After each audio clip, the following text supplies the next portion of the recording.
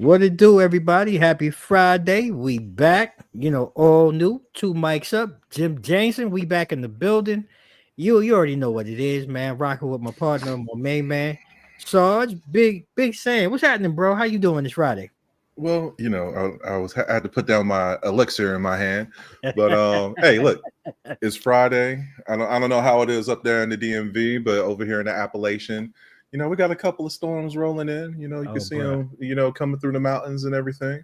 bro. Look, they hitting Other hard than here. that, oh yeah, I mean there was some thunder clapping.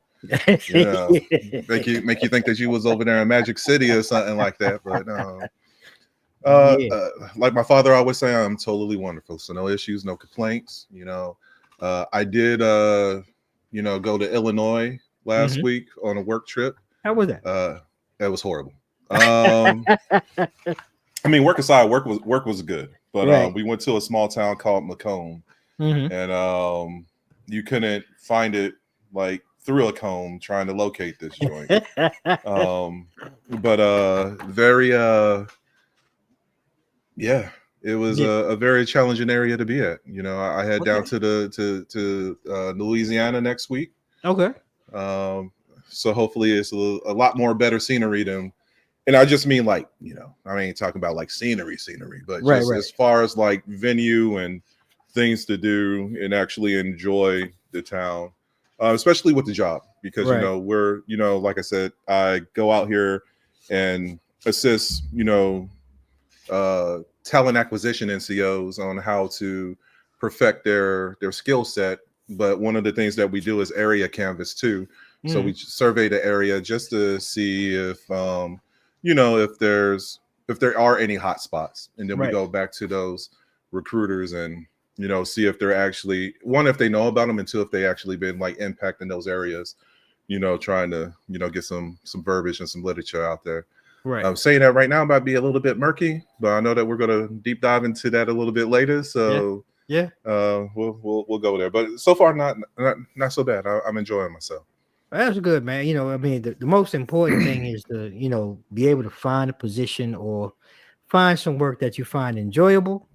Yeah, With the people and things like that, you can't help where you end up at, right? right. It's just part of the routine. But I mean, I know I've known you long enough. I'm pretty sure you will find ways to, enjoy yourself and find some laughs and some fun in it. But most importantly, man, we appreciate what you're doing, man, and just continue to be safe. And we, like you said, we're gonna talk about, that, it's a big celebration, which, you have served a Yes, generous portion of your life with, and we're going to talk about that as well shortly. But right. before we get into that, I want to say, a couple of people in the weeds, thank you for joining us. Hey, just let us know where you're joining us from. Drop some comments, whatever. I just kind of throw one out there. Hey, look, if you're hanging out with us, man, come have some laughs with us, man. Have some fun, and just enjoy the show. And before we continue, I also want to shout out, our sponsors. Without our sponsors here at Two Mics Up, Sam and I could not be with you every other Friday, laughing it up, joking it up, talking all things sports and entertainment. Some good, some bad, some indifference. We're gonna cause a little mayhem on the mics as we like to do. Shout out to Hmm. Tico Rico Hot Sauce. If you guys have never experienced any mustard-based sauce that's hot like fire, all natural ingredients, go check them out. Get yourself a starter pack. And I dare you to tell me that you've had anything so spicy that tastes so good. So check them out. Also, check out our friends at 94 Media House, digital design company, small business owners. If you're in need of digital design, check out our partners at 94 Media House. They're big, bold, and they're doing some great work as well. And last but not least, Riddick Entertainment. Shout out to Riddick Entertainment and Events. Look, I can't say enough of them. They did my daughter's wedding. Shout out to them, man. They bring all your memories to life. Some of the best event planners here in the DMV area, and they travel. So check them out. So without further ado, Sam, I want to open up. We it was a weird week, kind of, in my opinion. Not a lot, Yes. but there was some things that really I think we need to kind of review, which was, and one off the top, it is the BET Awards 2025. And just curious from it, looking at it, because I know for me, I kind of looked at it from like the cultural impact because it did mark 25 years of the awards and the Right. 45th year of the BET network. Which, man, I didn't realize BET had really reached that milestone as well. And Yes. looking at the show, we had some major winners and honors, man. Kendrick Lamar by far was the night's biggest winner, right? I mean, he took four awards home: album of the year, best male hip hop artist, video of the year, best collaboration. We can go on and on and on. And then it was Doechii. Shout out to Doechii. Yep. SZA, Mhm. best female R&B pop artist, and Chris Brown. Shout out to Breezy for the best Mhm. male pop artist. I believe what's the brother? Leon Thomas was named the Yes. best new artist. Yes. Summer Walker, Blue Ivy. Shout out to Blue Ivy for the Young Stars Award. And then it was Angel Reese and yeah. I'm sorry. That was out loud, wasn't it? My bad. Go ahead, but give it to us, I man. mean, Like just kind of looking at it, right? Like talk about it. Like what was your about the whole Blue Ivy joint? I mean, how can I put this? First off, I like to do disclaimers. So once again, the views and opinions expressed by Big A, Sarge, is solely my views and opinions. Yes, They do not. These opinions are not from Two Mics Up or any other vendor. So Yes, keep that in mind. If anybody's going to get the heat rounds, it's going to be me. I love All right. So with that being said, I really felt like a kind of a participation trophy. And I don't mean that in an insulting way. Right. I would have to peel the onion back and see who, what other artists that was out there that was there for that category. So it's kind of, but I'm just like, she's just been plastered everywhere because every day's been take your child to school with all these concerts that's been going on and everything. Bring up a very good. That's very. And I'm just outside of that, what other impact has she done? You know what I'm saying? And that's not to be. Once again, I'm not trying to be disrespectful or anything, but the only time we've seen her on 2 occasions, either she's performing or she's hanging out with her mama and she's giving somebody the side eye. True. You know what I'm saying? True. Because whether it's a fit, a wig, or something, she has these looks on her face, and it's just what's popping right now. So that's what I'm saying. I'm a little, once again, I have to see what other artists that was out there that fit that category. But that's what I say. It's just, you're valid in the sense though. Like when I think about it, what other artists really? Because it's valid, and again, not to be disparaging, but she has been put in our face because she comes from a platform or platforms with her parents that allow such. Now, not to diminish her talent or anything like that, but you bring up a valid point. Who else? Because now that you mention it, I'm trying to even think back to the category. Like, who else was even in the category? Right. To be nominated, but because again, it's like politics or anything else, they put that one candidate or that one person right there in front of you so much by default, it becomes that person, right? And even when I look at another category was the sportswoman of the year, where it was Angel Reese, and so because there were a couple other people that I thought should have or could have. But again, because she's been in our face so much with being the villain, that was just a default thing. And I seen you lean back because I know your mind is going. I know you got something to say on that one. I mean, it should have went to Clarissa Shields to begin with. Agreed. I agree. That's what I'm saying. The last segment that we had, we expressed our opinions. Sure did.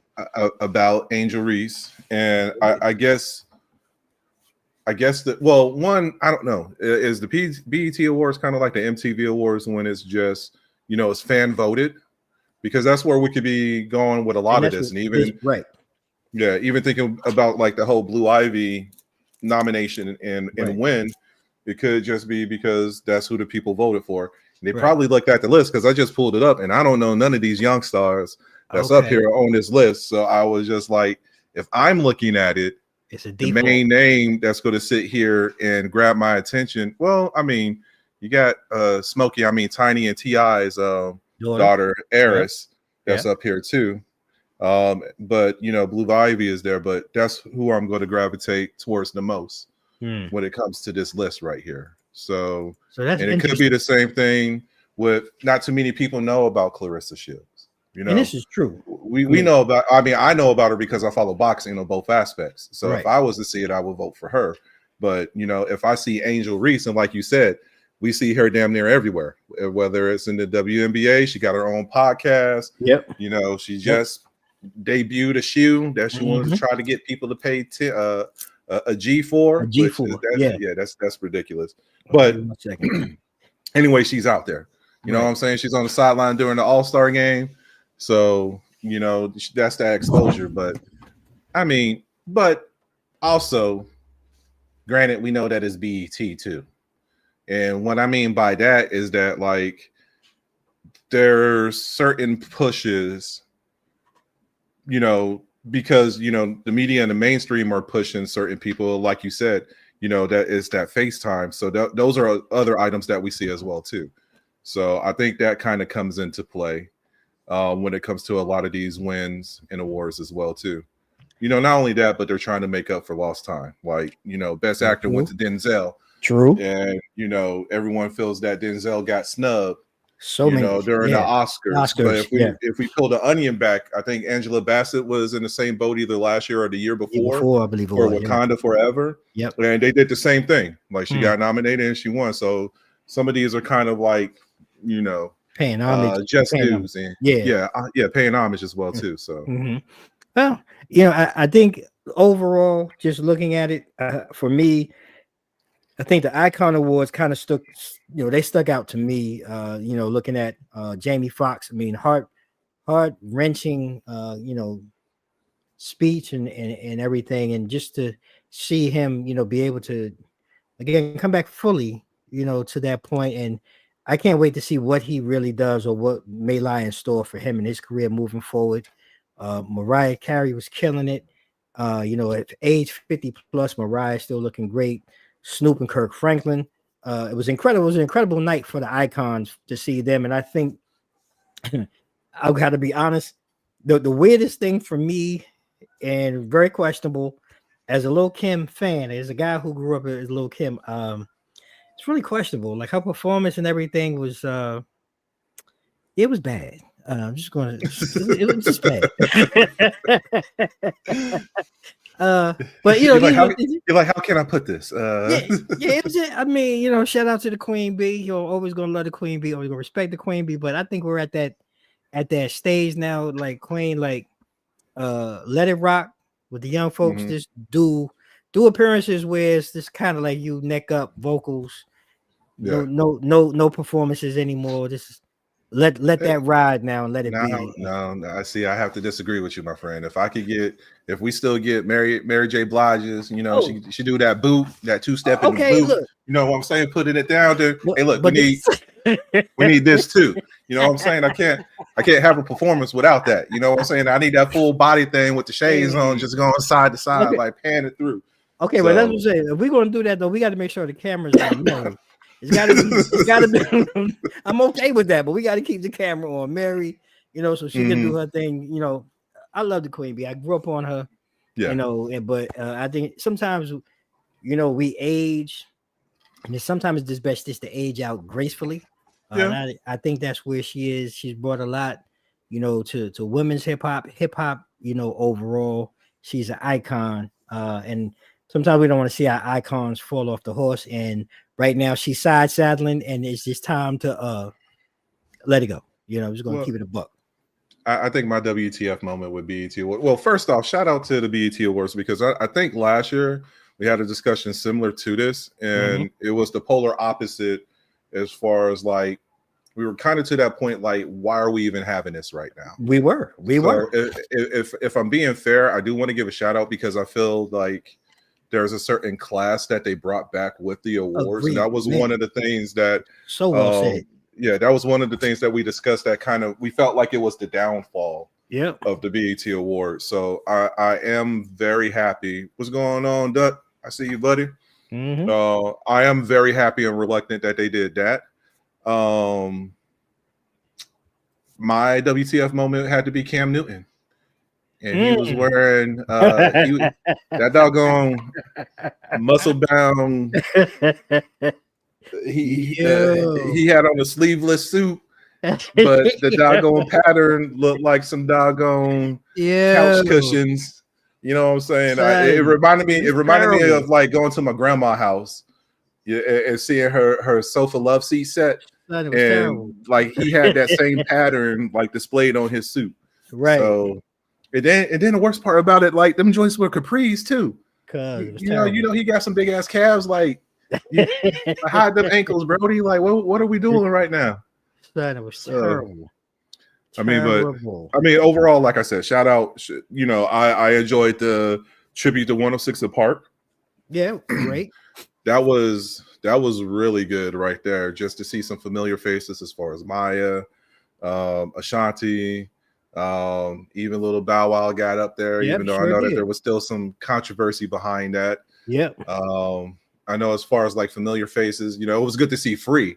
Like I saw her up there, I was like, Lord have mercy, like hello. You know, I did miss AJ Calloway and doggone Roxy. I think those two were missing as well too. But you know, if I had to rate it, I would give them a B- as far as the awards this year. I agree. Like we did talk about it last year, where people actually showed up too to get their damn award. That part too, it didn't feel empty. There was a level of elegance that seemed to have been restored, you know, to the award show. Then they have Sexy Red twerking right in front of that damn Bobby Jones. So that's what's like. There was some decorum and some elegance. Yes, that was brought back, and I agree with you. I give it a solid B. I give it a solid B. I thought it was one of the best ones in a long time. And it's funny that you mentioned that because I had, you know, my wife and I was talking. I was like, so you mean it took basically 25 years for us to have the best, or if not one of the best, award shows from BET in a very long time? It wasn't ratchet.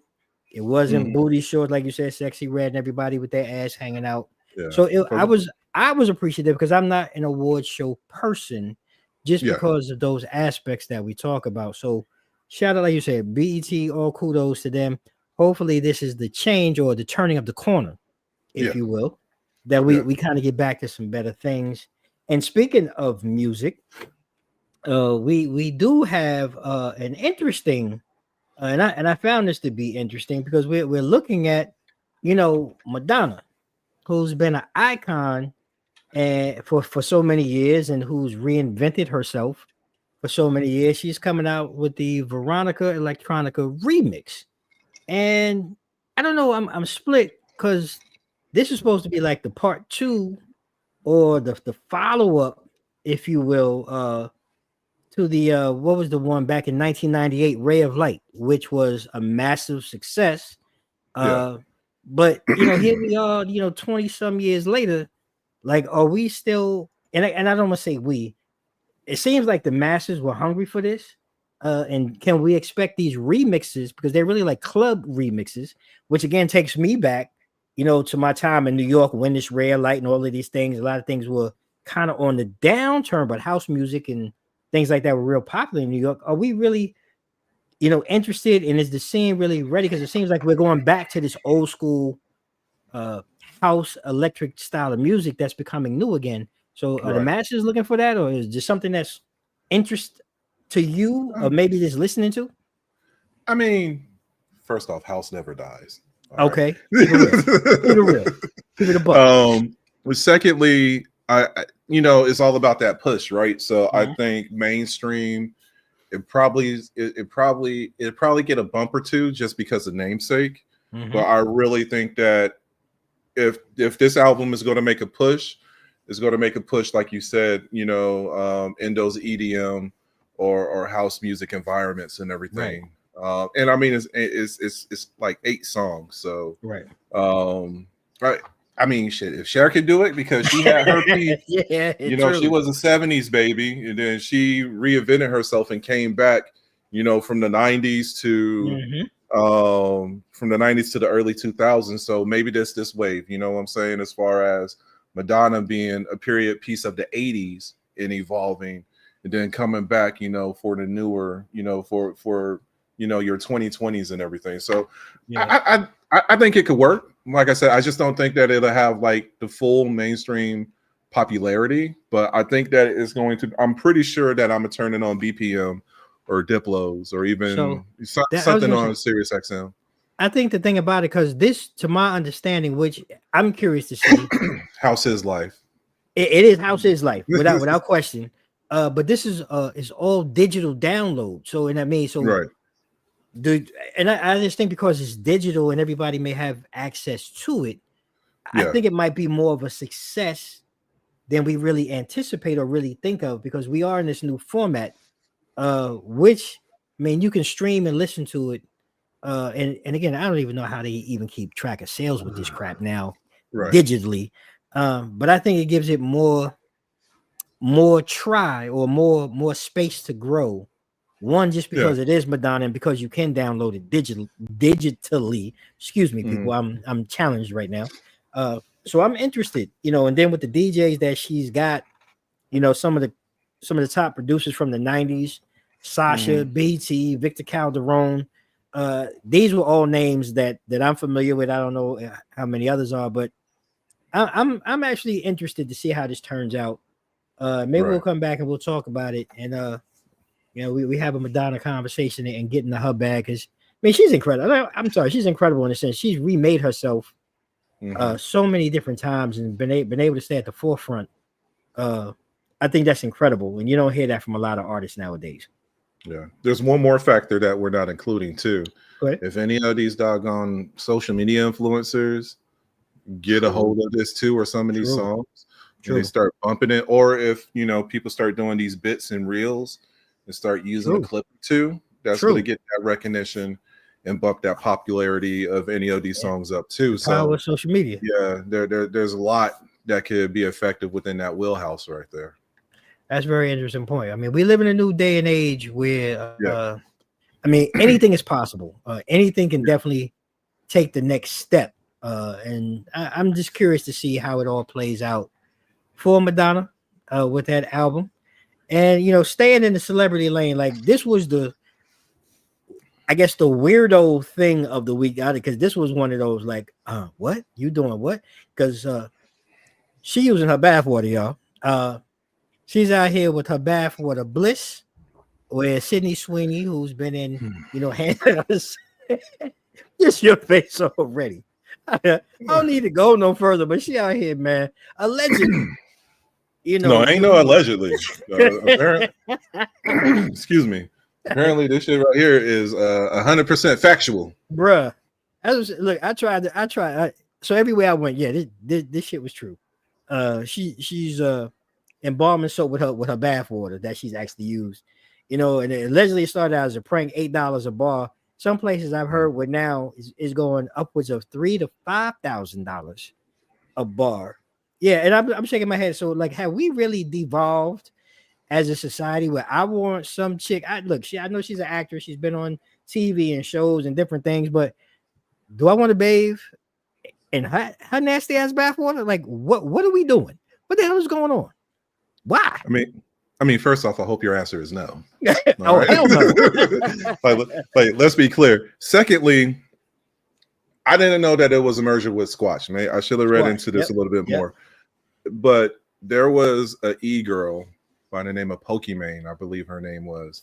And she was literally selling vials of her bathwater to the public, to which they came over there and they purchased. Yep. And guess what some of these yahoos did? They decided to drink set bathwater. And these mofos got sick. So, like, when you ask if we're in that day and age and space, it was a whole lot worse. You know what I'm saying? Maybe they're just taking, like, you know, getting like one of those little dowels, you know, like a baster or something like that. And before they package the doggone soap, they just splash the water on it. Like, I don't know. But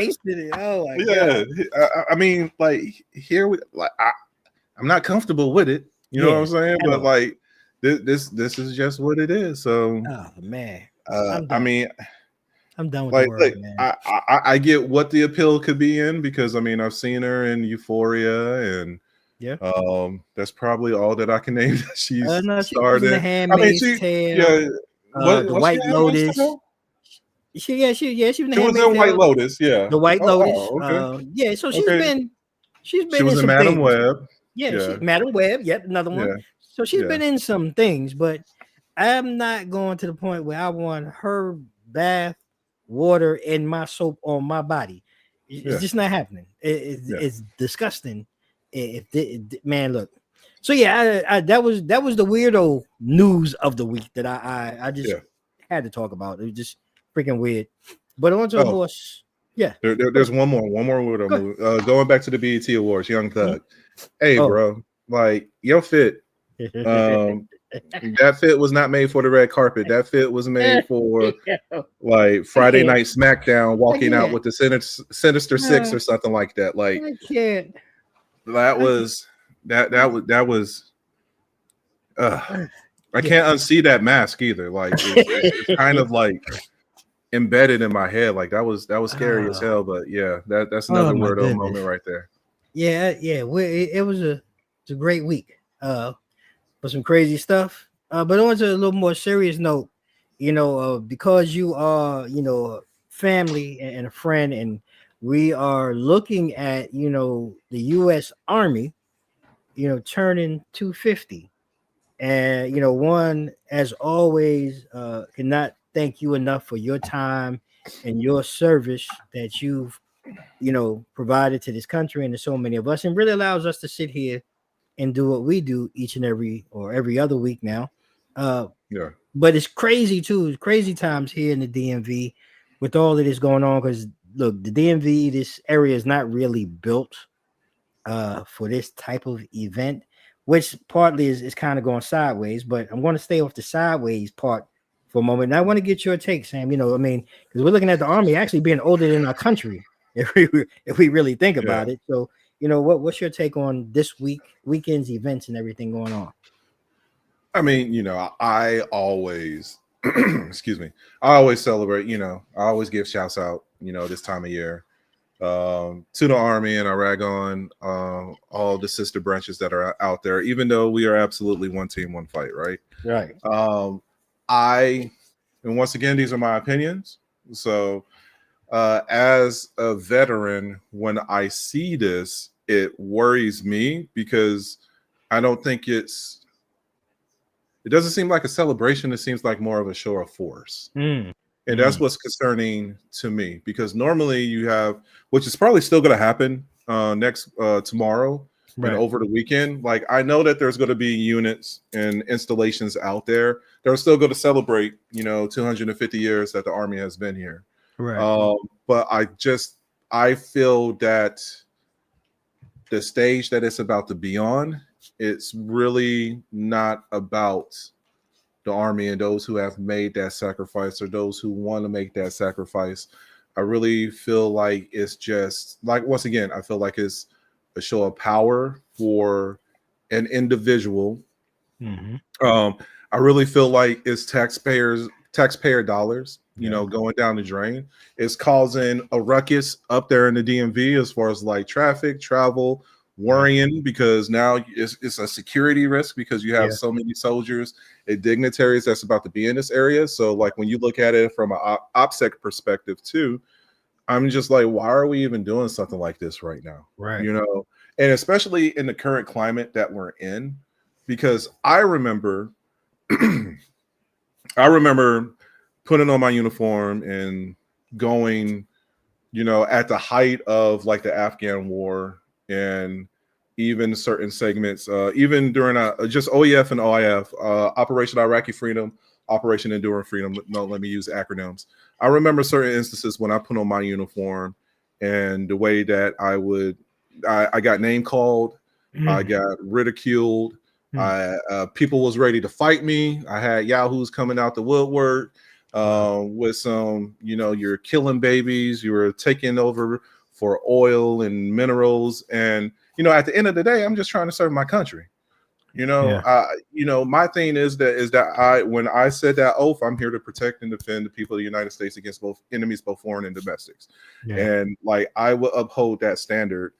And like what I see going on right now, especially like how active duty units are being mobilized, or you have the guard that's sitting here being mobilized, impacting certain communities, like, we're here to protect them, not, sit here and just like, in some instances, we're hurting our own. And look, I get it. Like at the end of the day, and like I do stand when you hear that, because we have one or two options. Either we could do what we're ordered to because something comes down, or we could go against the grain. And when we go against the grain, now we're dealing with UCMJ, and that could be career ending. You know what I'm saying? So we're kind of, I understand everyone's frustration, just with the climate that we're in right now. And I guess that's why I'm trying to like segue and roll back to where we are right now. I don't think that we should be having this celebration or this parade, because once again, I feel like you're taking it, and I've always you plug and play and you listen to keywords, and I really feel like Trump don't care about veterans, because if you cared about veterans and you're after duty, you want to be sitting here consolidating certain installations or taking away brigades or taking away certain incentives and benefits that we have. You want to be looking at shaking up. You want to be downsizing the VA because the Veteran Affairs is already in the chokehold due to its limitations, and now you go to sit here and do a reduction. And now everyone has this huge wait list. You're using more virtual care than having in-house doctors and everything when it comes to healthcare. You don't care about doggone child care, because every installation, the CDC, or you go to child care, it be packed. And not only that, when they try to go off post, because they might be a single parent or maybe dual military, they're charging like 3-4 times, because they know that's what the market is. So there's nothing safeguarding a lot of things that's going on with soldiers. We just had Vanessa Gillian a few years ago. And now we have Jimenez out here right close to us in doggone Norfolk. So there are still concerns and red flags out there, and those are the bigger picture. What's going to happen tomorrow? Because I'm not going to watch that shit. I'll do my shout outs, and give my kudos to everyone that we suited and booted up and laced our boots together. Give a shout out for that 250th, but all that other stuff that's going to go on, I'm not. I'll watch it. I'll watch Angel Reese play somebody before I sit here. I'm gonna be like, who Angel Reese playing this weekend? And I'm gonna sit there and be glued to that. Versus, like I said, it's just such a negative. It's a negative statement, and it's going to cause a negative impact. And I know that there's going to be some raggedy ass speech that's going to go along with it. And I just I can't endorse that. You know what I'm saying? I wouldn't encourage that. So it makes me angry just thinking about it, and just thinking about the stand that it's on. And I don't want, if you see somebody marching out there that trust me, them jokers are on orders. Now, if you see somebody in the stands because they having issues filling the stands or getting units to even want to participate in this joint right now, that they giving out doggone vouchers to Chipotle or something like that, just to try to, at first it was like, we want the leanest, fittest, blah, blah, blah. Now they're like, hey man, if you got like 2 stray dogs, you know what I'm saying? And if you driving up here and you see somebody with some doggone OCPs on, just bring them out here just for a show of force. So that even lets you know, like, you have folks that there's a lot of people who, I know that there's people who condone it, but there's a lot of people, I mean, not condone it, but there's people who are for it. There's a lot of people who condone what's going on. And like, I'm one of them. You know what I'm saying? So don't sit here. Like I said, I know I'm probably going to have some old battles, or maybe people that I even put in the army that's going to be out there on doggone Constitution Ave. I don't hold that against them, because once again, we signed that oath. So sometimes there's going to be certain circumstances that there are going to be things that we have to do. But that's because it came from an executive decision, or we had orders to push that out. So just don't turn on the TV. Hey, look, you know what I'm saying? First of all, I appreciate you just taking the time, Rand, just to speak on it. It is really a conflicting issue, I think, for so many of us. Like you said, for those who are, servicemen and women, past, present, future, thinking Yeah. about it. I think it's conflicting. I think we should all be respectful though, because like you said so eloquently, I mean, these are orders. It's like your job. Sometimes there's things Yeah. that in your own workplace, things Mm-hmm. come down the pipe and you're looking at it like, man, this some bullshit. Yep. And we really shouldn't even be touching this, but I mean, these are orders and these are things that we all, when you sign on a dotted line, or like you say, you swore an oath that people are in positions that they have to follow through and have to follow out. So I say be respectful of just knowing that part and understanding that part. And Mm-hmm. the other thing is too, I just tell people, man, be smart. Uh, Yeah. no matter what side of the fence you're on, don't fall into any type of trap, any type of bait, because I think this again is a setup for things to spiral out of control. There's been Mm-hmm. certain things that you've heard people say on how law enforcement is going to react for just be smart people. If you're Yeah. going out to enjoy the day, and for those of you who have family members who have served or are serving, and you want to go out and support, please do so in a mindful manner. Don't Yeah. fall for any type of bait or anything like that. Go enjoy the events, whatever you're going to see, and go home. Yeah. And that's all I can really say to that. Uh, I agree with your statements too. Some of this feels like a little overkill.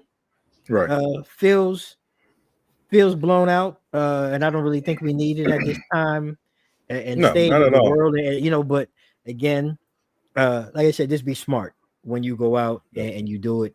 And again, Sam, I thank you, just for talking on that and sharing that.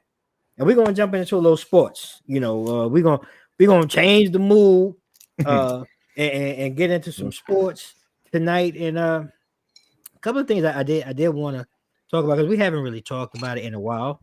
And I mean, it is summertime, and we do have the UFL, and their championship game is actually tomorrow as well. We have the DC Defenders taking on, and I got the wrong team there because it's not the Panthers, it's actually the Stallions that are playing tomorrow. But just odd take. I mean, this is like the second year, and the defenders really kind of show up with their defense.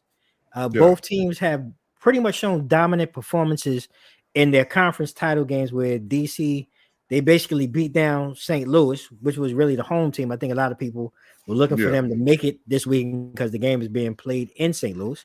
And Michigan ended Birmingham. Birmingham has kind of been the Stallions have kind of been on this streak from the USFL days to Yeah. they just been on a roll. But Michigan finally defeated them, and we're looking at I think some decent offensive power from both teams. They're both balanced, and I think it's going to be interesting for the defenses. I think this is where the game is going to break down. But just real quick, like Sam, like what is your take, and what are you interested in seeing? This Saturday night, between these two teams. Well, first off, I was surprised to see a fourth and fifth seed make it to, Right, the way that they did, right. But I mean, overall, right now we have the best of the best Uh-huh. between DC and I think you were right with the Michigan Panthers. I think it is though, It's and the not the Panthers. You're right, Stallions. not the Yeah, Stallions. I had it right. Yeah, Panthers. Right. yeah. So, but I'm excited to see exactly what's going to happen moving forward. Mm-hmm. I'm gonna go ahead and go with DC because I think they've been more balanced both off and Agreed. besides them being backyard, Yeah. a backyard home team. I think they have more balance on both sides. So that's who I'm leaning towards. I agree. At the end of the day, and it's always what happens off season. Yeah. Because I know, like I said, I look at the UFL kind of like a farming institute. Yeah. Yeah. Like how I think we talked about this last year, when we brought up NFL Europe. So Yep. that's the same way that I see the UFL right now. So I'm excited to see some of these athletes that are currently playing take it to that next step next as well level. too, Mhm. and make that, see what type of impact they're going to be making when they move to the NFL. So as I well as agree. expansion too, because that should be happening next year as well too. Well, I mean, I think they're at that point now. 2 years in, I think it's been pretty successful of a transition. The Yeah. play to me this year was actually better than last year, and I think we're starting to see that developmental growth that we talked about from year 1 to year 2, and creating that farm system. Because I look at guys like DC. I agree. I think they're the more balanced team, but I think I don't know, they just have this judge about them. Jordan Tamu, the quarterback. I've always wondered why, watching him from XFL to now, like why he isn't one of those guys in the NFL. I think he's shown enough to where he should, in my opinion, be looked at, second, third string, whatever it may be, in the NFL. And there's just a lot of players that I'm interested to see as this transition from UFL to NFL spring practice, OTAs, and different things. Who makes the jump? Yeah. Who actually makes the connect? And I just think it's not exciting yet, but I will say from what we've seen last year and we talked about last year to now, I think the league is heading in the right direction to actually be that farm league. Yeah, I agree with that. You know who had like a crazy fall from grace in the UFL? The goddamn San Antonio Brahmas. Oh, it fell off a cliff. Yeah. Just from that transition, it fell off a cliff. Mm-hmm. And I'm still trying to figure out, like, I didn't catch too many games, but I was just like baffled. Like, I don't know if they just got like new coaching or, I know that there's some type of turnaround as far as players. We've been talking about that as far as the transition and everything, but that was just like a crazy, 180 how like how they were peak last year. And like they did, I think they were 1-9 or something like that. 1-9 this year, I believe. 1-8, whatever it was. Yeah, it was that was horrendous. Yeah. Hey, well, for those who look for something during this time of year, we're going into that twilight. Baseball. We got the UFL and spring training. Thank goodness, and OTAs are coming back. Thank the Lord. Mm-hmm. But I want to transition into that as well. Because we're looking at the NFL. Coming back. We talked about the draft the last time we were here. And I want to take a moment just to kind of, if you want to take two teams, right? If you have two teams that you want to look at moving forward, kind of give a breakdown, which team would you be interested in looking at and breaking down, first as we go into the new season?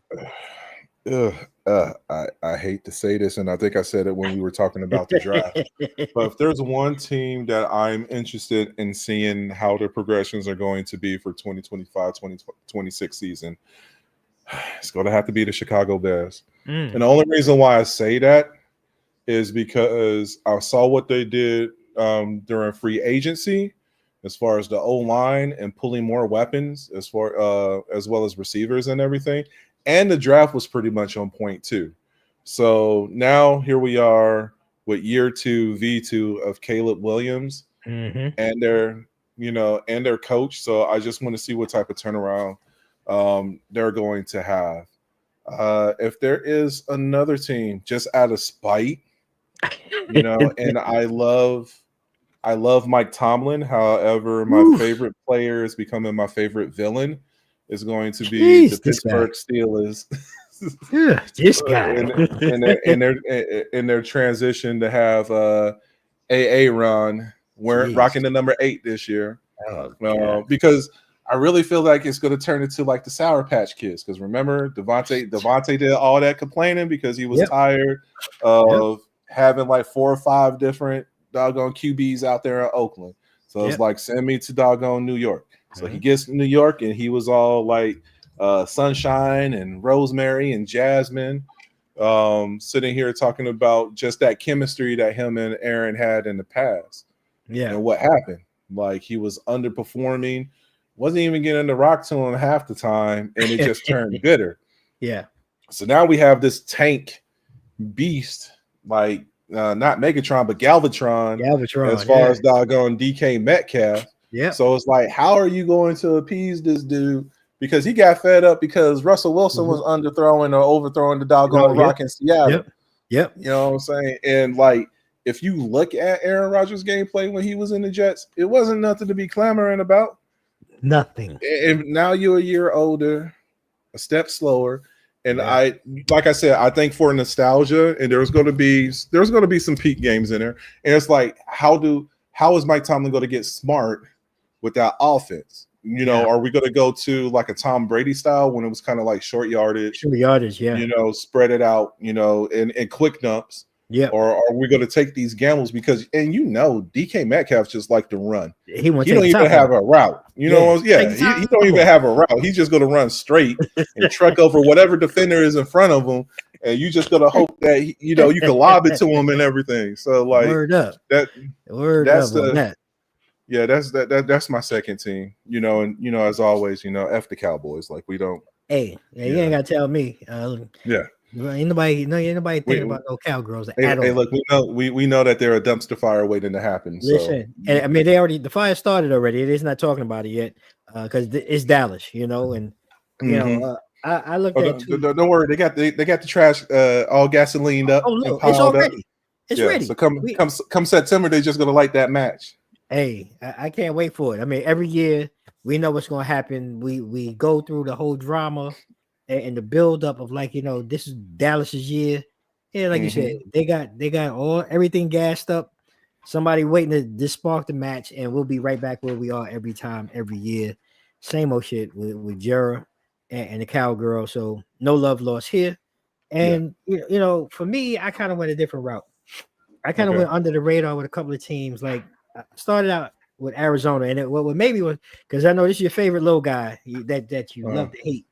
My inch eye, private eye. I know this is your guy, man. But honestly, this was the first year in a long time. And what made me look at him after I kind of got past that? This was the first offseason where they really did something to significantly, you know, upgrade their defense. You know, trying to make it more of a balanced roster. You know, they made defense a priority. They hit it in free agency, in the draft. You know, they brought in experienced quarterback, what's his name, Murphy Bunting, and Emmanuel Mosley. They brought in linebacker Mac Wilson Sr., and they traded up to draft the corner Will Johnson. So that was new for them. So that was kind of eye-opening to me. Obviously, the problem is, you know, inch high, private eye, Kyler Murray, you know, staying healthy and having that connection with Marvin Harrison. Now, the thing with them, when I really even went further and looked at the schedule, I think they have a chance early on because they have winnable games open up with the Saints and the Panthers, just to name a few. So that could really help starting strong. But the problem with Arizona has always kind of been the reverse. They always start slow, and somehow they want to change. And this season, they have a lot of late season challenges down the stretch, which I think is going to be a problem. So, you know, I was looking at them, man, just like looking at win-loss projection. You know, I looked at some other, you know, people who are a little more notable than you and I, you know, giving them 10 and 7, you know, possibilities. And I'm like, I got to be realistic. It's more like an 8 and 9 season to me. They will not be over 10. Yeah, no way. I just say that one because of the conference that they're in. Yes. And two, they beefed up their defense, but still a couple of gaping holes on the offensive side too. Agreed. You know, especially in the running back stable. The running back, you know what I'm saying? So I'm with you. I'm with you. So that means it's just tough for me to really kind of put them in there. I think it's going to be a turn of the corner. But I think we're maybe 1 or 2 years away of even putting them in that conversation. Because like you said, in that division, you still got, I think LA is the cream of the crop out there. We don't know what San Francisco is going to do to bounce back, but talent has always been there. And Seattle's the wild card with Sam Darnold now leading the helm. I really don't know, but I still think they're going to be a tough out just because it's Seattle and they, you know, play games there. I mean, it's going to be tough. So I think 8 and 9 is a good stretch this year for Arizona. And then I kind of came back east. And I went with the Jacksonville Jaguars. I looked at them because, like, Trevor Lawrence, like, is he good or is he like some shit? Like, I mean, like some dog shit. Like, is it time to move on? He's that good shit. I mean, like, to me, it's puzzling. Like, he's one of those guys. I don't know, like, is it because he's in a small market? Like, he gets overlooked? But, like, I really had to question him, like, just really looking at him like, dude, like, number 1 pick, he's not really that good. And I know they're under new leadership, new head coach and GM duo. They brought Yeah, in, new energy. Travis Hunter, shout out to Travis, going both ways. I hope to see him make some plays and really show up. yeah, But I looked at again in their schedule. Uh, they have a very heavy schedule at home early, which playing at home sometimes gives you a fast start or a chance to anyway. right. But their late season schedule is difficult. So, in my opinion, so I don't know. And then there's defensive concerns with them, which seems to be a problem with them every year, finishing outside the top 20, especially against the Yeah, run, which is going to be a problem. Uh, I just don't see them really having much growth again yeah, this year. If I'm being nice, 7-10, because again, though they don't play in that difficult of a division, but right. uh, I just hold no faith in them. I hold no faith in Trevor Lawrence. I think it's time to move on past that project, and they need to be looking somewhere else. And I know they paid him a ton of money, Yeah. but if I'm going to be honest, like he's Daniel Jones esque to me. He's had I mean, one good season. I want to take it that far. What Like, I'm just saying, like, I mean, but the NFL is like, what hey, have look, you done?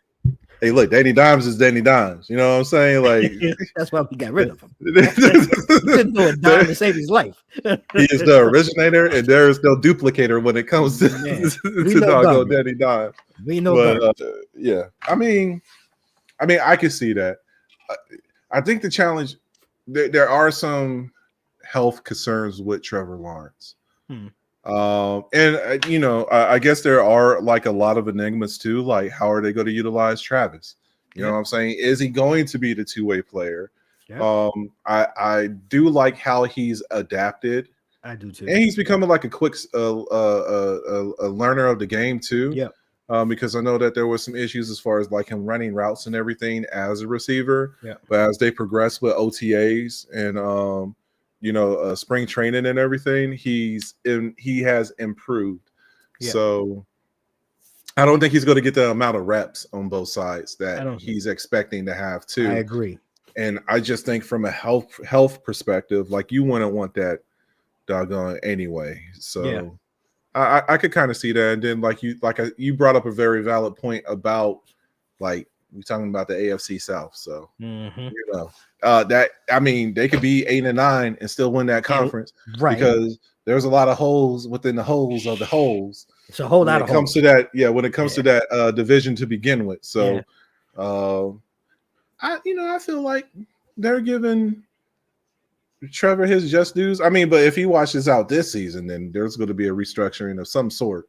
I think it's, Kind of come the off season. So we got to have a come to Jesus because I just yeah, being a first round pick and the money that he's made so far, and like I said, it must be because he's in a market, probably one of the smallest markets in the league, kind of fly under the radar. But out of only one season, I want to say was the second season or whatever, where you've seen like, okay, all right, I see it, but since then it's just been like a slow, steady drip that's becoming a full on run.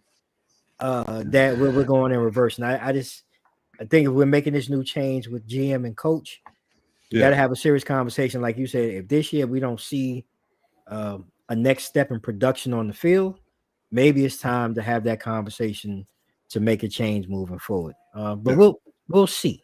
When we're just getting started, ladies and gentlemen, we're going to be having more conversations on different teams as we move forward through the summer and get closer, OTAs and kickoff in September. But we do have one other thing to talk about that we're marching through the NBA.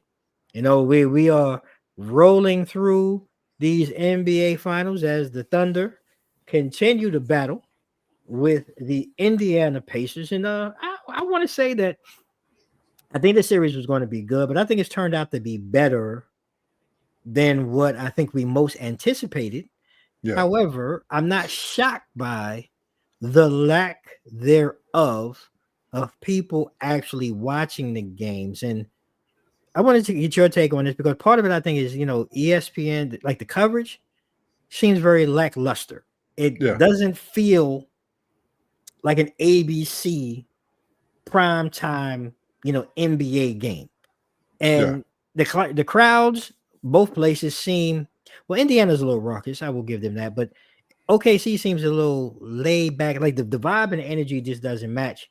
But the series is definitely, I think, a good one. Definitely one of the better ones. And where do you'll see one that how it's played out so far, and where do you see it moving forward? As we get closer to these last 3 or 4 games of the season. I think you brought it up before. It's all about the markets. Yeah. And I think that's the challenge that we have, because you do have 2 smaller markets, but it's like you kind of need to give them their just dues. And to be honest, we could be looking at OKC for a while. Yeah. That's like the scary part about it, because not only are they a young team, but shit, they got like first round picks all the way through like 2032 or some shit like that. So only thing it might be a revolving door, or they could sit there, or maybe it's the star power too. Like nothing against Shane Gilgeous-Alexander, but he's becoming that guy. Yeah. But there's still a couple of levels, and I think that's the biggest thing when it comes to this finals is just the lack of big market names, or not big market. I want to say house known names. Yeah, that's the issue that we have right now. Yeah, Tyrese Halliburton is he's an up and comer, but once you get past him, that's kind of it. Yeah, yeah. I know who Siakam is, but do any of y'all know who Siakam is? The answer is probably going to be no. You probably don't even know anybody on the doggone OKC roster.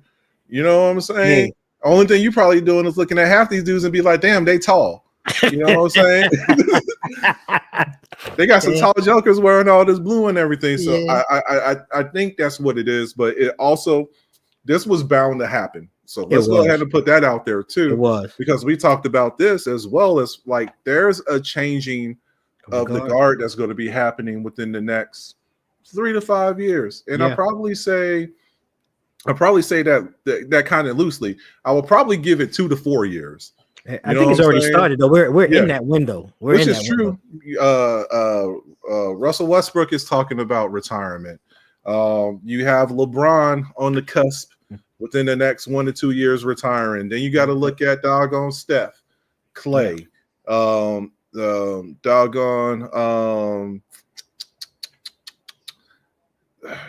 James Harden. Yeah, CP3, he already retired. So you have a lot of people that whether it's through commercials, through jerseys, through guest spots on like TV and movies, like these NBA players, and I know that there's more out there, but these NBA players have had some type of impact one way or another.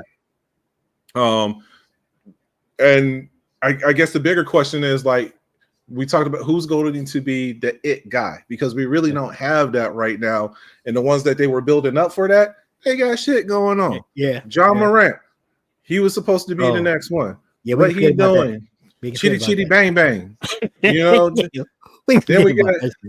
Then we got Zion Williamson, who eats too much crawfish at the buffet. Be over there eating them beignets over there. And not only that, but like he's an OF junkie too. Like everyone that was positioned to take, to be in those reigns. You have to scale it back. You got Giannis thinking about leaving Milwaukee because Milwaukee is playing like shit. And now there's a possibility of him going to a big market, but then that might devalue him. And even then, he wasn't even a big name because he's more international, and like people don't gravitate towards international players like that. Definitely. I mean, he could be a rock star overseas, but question. Like you get here and you have that issue. So I think, and thirdly, as I said this too, I'm gonna get on my Rick James voice. They should have never gave these Negroes all this money, and that's where it stems from. Even if we go back like 8 years. And they first got their, and the CBA first went through and they got their first big television deal. You had all these C and B rated athletes that was getting all this money for no reason. You had somebody that sat on the bench that was getting like a 5-year, max deal worth like 150 mil or 200 million. Just giving money away. Exactly.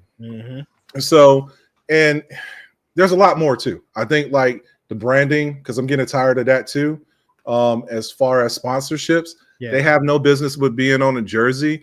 I don't mind the floor as much, you know what I'm saying, but you shouldn't be taking over real estate on uniforms, because now you're taking away from the uniform and you're making it more about, you know what I'm saying, like, oh, you know, Mr. Goodbar sponsoring doggone Golden State or some shit, you know what I'm saying? Like, it looks weird. It bothers me. And even moving into wrestling, like, I hate that shit because they got product placement everywhere now that TKO done taken over. But that's a different conversation that we might need to get my boy Duck, you know, in his podcast back up here to discuss that. But that's just what I don't know. NIL is jacking up everything too in college, because like it's becoming a revolving door over there. So how is that going to correlate to the NBA? You know, I agree. So it's all over the place, and this could be that moment. I'm not going to say it's going to be the downfall of the NBA, but I think they need to scale it back, and Silva needs to sit here and kind of like reevaluate just the progress, you know, moving forward with the NBA, because, you know, play-in tournament worth of shit, trying to condense this. Talking about condensing the schedule. You realize if you condense this schedule, you're going to make tickets more expensive than what they already are. You have us common folk complaining about how expensive tickets are.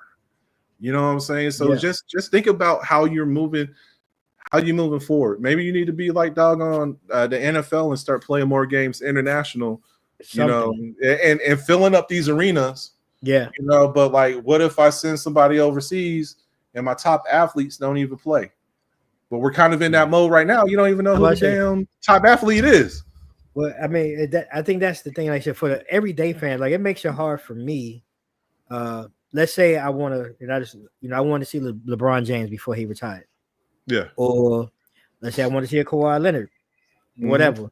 But we got all of this load management and all of this stuff on it. Right. You know, but so you want me to pay full price for a ticket? Let's just say you want me to blow, I don't know, I'm just throwing out a number, $100 for a ticket. And let's just say it's a $200 night. You want me to blow $200, but when I get there, Kawhi's not playing, or LeBron is not playing, like AD's not playing, you know, when he was doing, like, I'm not spending that. You know, I'll save my money and I'll go watch the Wizards when they're bad anyway, and spend get a $5 ticket, you know, and make that my night out and watch them play against, I don't know, not Vancouver anymore, but Toronto or somebody like that, or Brooklyn, you know, where prices are cheaper. But I'm not getting the same value because, like you say, usually the draw is the superstar. But, you know, when they're making all of this money, it's blowing it out the water. I can't enjoy the game because it's load management. I can sit home on my couch and do that then. I can go ahead and I can turn on my sports package, and I can find LeBron playing somewhere on my sports package and eat popcorn and drink from my bar, you know, right in my own house, and save myself $200. You know, so I think there has to be a lot of change. And like you said, you know, we're already, I think, living the change, you know, where we've gone, you know, we heard about the Ant Edwards, like you said, SGAs and all of these new faces. But people like even Duck said, I ain't never heard of bro, right? Like half the time you OKC outside of SGA and Giddey, really, I really didn't know much about them until last year when I really started watching them. And really understanding like all the pieces that they have. Even in Indiana, again, being a Knicks fan, I'm more familiar with Indiana. I mean, hell, they kicked our ass for like the last 2 years, so I'm more familiar. But to the average fan, it's very difficult to watch. And I think that's where the NBA is going to struggle. They have to figure out how to connect again with the average fan. You know, and they're the ones that really are keeping these things afloat. They're the ones that want that game experience with their family or their friends. So they have to figure that part out. And if they don't, it's going to be a while before the NBA. It's going to be a downfall. Don't nobody want to spend fucking a house mortgage to take a family out, you know, for 2-3 hours, and then half the time, like you said, the superstars that you're expecting to see, you don't even see at all. So now I really feel like, with that being said, I think that they should take a little bit out of the playbook of the WNBA. They know who their moneymaker is. That's right. Caitlin Clark right now. They understand that they had a whole bunch of stadiums and everything filled to the T when she was healthy. Tomorrow when they play the Liberty, that shit's gonna be bonkers. I don't know where they're playing at. I don't know if they're going back to the Indiana arena or whatever. That joint's gonna be packed. But they understand, like, hey, we're taking a hit, so let's go ahead and dial this back. And they lowered ticket sales and they discounted doggone tickets. The NBA can't do that because, like, they like, yo, we got these TV deals. We don't spend all this money, all these jokers. Yeah, you know what I'm saying? We don't spread it. We got sponsors that we got to pay. So I got to keep these ticket sales up, you know, and, you know, that should be shame on you because you should be holding these athletes to a standard. You know, I get exhausted with workload management. Like, I hate that. What is that? I couldn't. Well, I told you, Great Pop started that. The doggone Spurs. Right. You know what I'm saying? He was like, I'm going to rest my guys. We're going to coast out. I'm trying to win this ring. You got teams that's ass that decide to sit here and sit their players for no doggone reason. You should be playing, sir. You know what I'm saying? There is no workload management for you. You know what I'm saying? But that's like I said, that's just the state that we're at right now. And it's very unfortunate too when it comes to the NBA because, like, you used to get excited. I used to get excited for the playoffs. This year, I mean, besides, you know, the Mavs and our debacle, I didn't even really care. You know what I'm saying? There was some hopefuls, and, you know, we do the algorithms and statistics and think who we going to move, but it was just like, you know, it's there. Yeah, you know what I'm saying? Like, I don't care about. No offense, I really didn't care about any other teams. I mean, granted, I was rooting for the Knicks. You know, okay, well, I kept it real. Yeah, but I mean, other than that, it was like you look at the teams, and I'm just like, who you want to win out the West? I really don't. It really doesn't matter because the West was already disconfigured just because of how the rankings were placed. You know what I'm saying? The East you already knew. Like, it 1 through 8. Like that's a gimme right there. It was a gimme. But and then it even showed with what we were talking about in the West, like that 2 through 7, that shit didn't matter whatsoever. So it did not. You know what I'm saying? When it came to play in the whole 9. So I mean, here we are now. NBA, just do better. Get it together. Yeah. Hey, well said. And man, shit, that brings us to the end of tonight's segment and conversation. Ladies and gentlemen, I appreciate you. You know, if you're watching this live with us, we appreciate you for joining us each and every other week. If you're watching this on the playback, join in, drop some comments, let us know what you think, man. If you have anything that you want us to talk about, drop us a comment, shoot us an email. You can hit us up, vp2mikes@gmail.com. We're always game to talk about just about anything, man. It's Mic'd Up Mayhem. We don't give a damn. We take on all comers. And yes, hey, V. Yeah, I appreciate the love, because New York in the building. But V, we gonna talk. We gotta get our shit together. We gotta get our house in order. We gotta get our shit together, V. I'm just sorry, but yeah, let's go Knicks. Let's get it together for next year. And shout outs to all the teams that wouldn't let the Knicks interview their coaches. Hey, listen. That's a whole nother. We're about to go down a whole nother rabbit hole. Because first of all, like what pissed me off, like you asking. So the one that really pissed me off was they asked Atlanta for permission to talk to Quinn Snyder. I was like, wait a damn minute. So who the fuck is Quinn Snyder? Ain't won nothing. Why are we going backwards? Right, like who? The dude, they ran him out of Utah. He ain't did jack shit in Atlanta, and now we want to talk to Quinn. Like New York, we got to do better. This is what I'm saying. We got to do better. There's guys out there that you can go talk to that are worth it. But Quinn Snyder, come on, man. Like we gotta stop. We gotta stop this shit, man. Yeah, hey, I'm just saying, and I don't want to get on my soapbox because we could be here all night about this. My blood pressure getting high now. I'm getting hot, getting heated. Some bullshit, man. Starting to get them flashes, ain't you, bruh? I'm telling you, look, man. Listen, I'm glad football's coming. Yeah, we're gonna keep it moving and we're gonna keep it popping. But before we go, ladies and gentlemen, I want Sam, before we get out of here, brother, I want to allow you to take a moment. Anything you got going on, or anything that you want to talk about before we get out of here, bro? Nothing big. Hey, look, I'm just trying to take it one day at a time, or like how my man Dom Toretto said, I live my life a quarter mile at a time. So that's what I'm doing. Nothing big fancy. There's from a gaming perspective, we've had like 3. You had the Xbox showcase as well as PlayStation, and then you had the Summerfest that went down. So there's a lot of games, not too many for the fall. Minus Gears of War Reloaded. Right. I cannot wait for that. One of my favorite games of all time. Right. So that comes out August 28th. I will be streaming that in some shape, form, or fashion. But other than that, it's the summertime, so it's time to get out there and touch grass.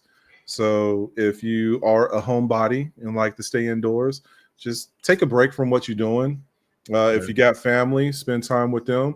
If you need a self-care day to take care of yourself, go ahead and get that done too.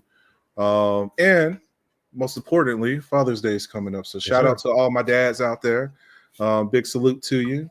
Dame, happy Father's Day to you, brother. Same to you. Yeah, just keep on rocking on, y'all. Like I said, I ain't got nothing fancy.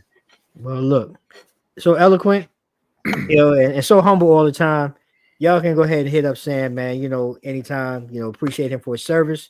As he said, he's a gamer, hell of a chef, and he's my partner. You know what I'm saying? My man, 20 grand. We've been doing this, as family for damn near, it seemed like 20.